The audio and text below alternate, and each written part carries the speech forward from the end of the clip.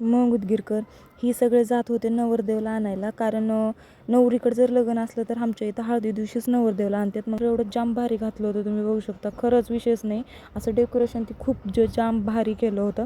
आणि मग नंतर आमची नवरीबाई ही तयार झाली ती बघा, जाम भारी दिसत होती. तिचं तर सांगूच नका. माझी मावशीच पडते, कारण माझ्या मम्मीची सख्खी मावस बहीण आहे ही, आणि माझ्या मावशीचंच लग्न होतं. मग मस्त असं तिनं फोटोशूट ती केली. आणि आमच्या लोकांचा तुम्ही डान्स बघा.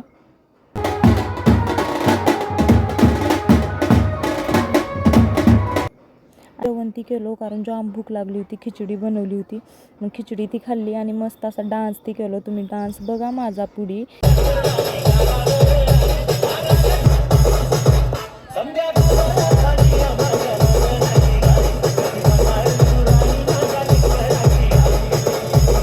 आणि असं वारले ती बांधतात. तुमच्या इथं बांधतात का मला कमेंट करून सांगा.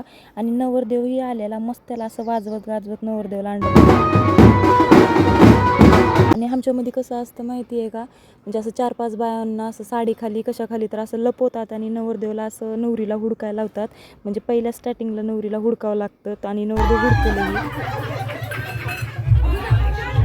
जाम मज्जा आली, कारण असे खेळ भरपूर खेळतात. आमच्या जेस्तेची परंपरा असते आणि आमच्या इथं तर असे भरपूर असतात.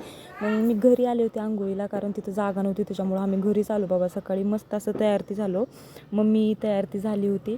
आणि मग माझं फायनल लुक बघा, मी कशी दिसते मला कमेंट करून नक्की सांगा. छान असं मी पिंकवाला घागरा घातले होते, तुम्ही फोटो तर बघितला असाल.